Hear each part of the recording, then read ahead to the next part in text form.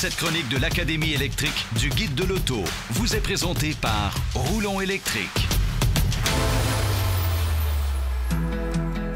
Aujourd'hui, je veux faire la lumière à savoir si l'électrification des transports peut améliorer notre santé.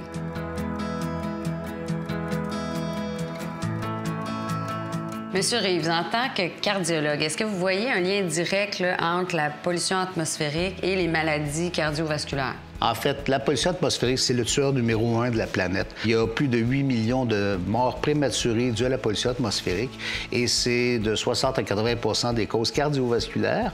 C'est pourquoi le cardiologue s'intéresse à cette pollution-là comme facteur de risque significatif pour la maladie cardiaque. Donc, inhaler les gaz d'échappement des voitures et des camions, c'est vraiment nocif pour notre santé, là.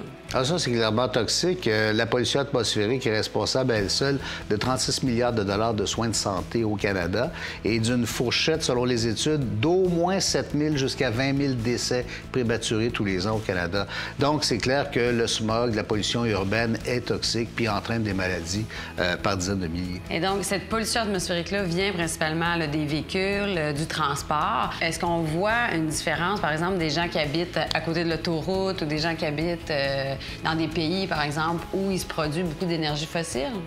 Oui, bien, toutes les études l'ont démontré comme ça, à savoir que les deux principales sources de combustible fossile, c'est les centrales au charbon puis les voies routières polluées. Si vous êtes à moins de 50 mètres d'une voie routière polluée, vous augmentez votre risque de mortalité d'au moins 25 %. Puis en plus, habiter près d'une autoroute, par exemple, ça fait beaucoup de bruit. C'est quand même une pollution sonore aussi qui crée un stress, ça, non? Puis effectivement, électrifier les transports, ce serait une baisse monumentale de ces bruits-là. Puis c'est pas un problème qui est bénin. L'Institut national de santé publique a calculé qu'il y a au moins 100 000 Québécois qui, chaque année, sont affectés de façon significative dans leur santé ou dans leur occupation par le bruit et que c'est des frais de santé, d'absentéisme, d'improductivité qui se chiffrent à environ 680 millions de dollars. Et donc, on peut se dire que l'électrification des transports viendrait alléger de manière significative notre système de santé. Électrifier les transports, pour moi, c'est une mesure de santé publique extrêmement puissante parce qu'elle vient d'éradiquer localement chez nous le premier tueur de la planète. Cette chronique de l'Académie électrique du Guide de l'auto vous a été présentée par Roulon Électrique.